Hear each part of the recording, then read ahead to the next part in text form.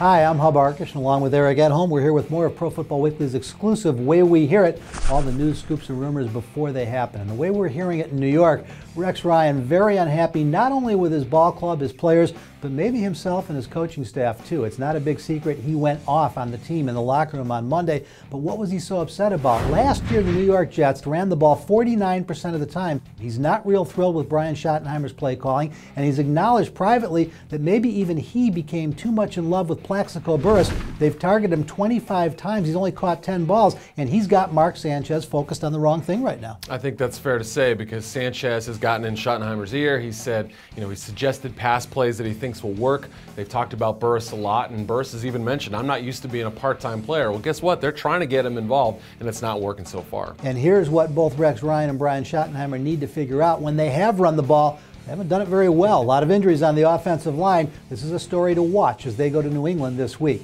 The Philadelphia Eagles, no plans to make a change in their defensive coordinator, Juan Castillo. Remember, a little bit surprising when the offensive line coach became the defensive coordinator, but hey, Andy Reid said it's going to work. We're hearing he expected Jim Washburn, the veteran defensive line coach from Tennessee, to maybe be a little more help, not to be responsible, but so far the plan that they had for this defense isn't even close to the way Andy Reid envisioned it. Yeah, it's not like a contractual thing where they said he'd be an assistant defensive coordinator or anything like that. I think the thinking was that Washburn's been around this league. He is the best defensive line coach on the planet. He can maybe help mentor Juan through this role, a guy who hasn't coached on this side of the ball since the 80s. So it really hasn't worked out that way.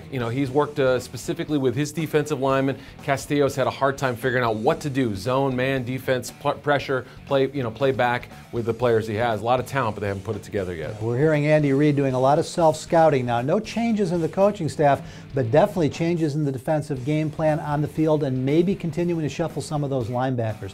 Where is David Garrard? Teams like the Indianapolis Colts desperately in need of a quarterback. Some people very surprised they didn't reach out to Garrard. Well, what we're hearing is it's not the NFL teams, but Garrard himself who could be the issue. Apparently, he and his agent, Al Irby, have told folks that he's only going to a club with a promise that he will be the man, not just this year, but beyond.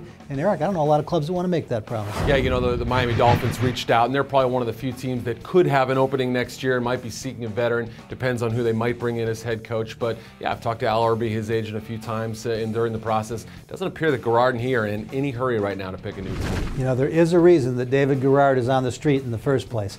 We're out of time for this edition of The Way We Hear It, but for the best in news, notes, and analysis, 24 hours a day, 7 days a week, you want to stay right here at ProFootballWeekly.com.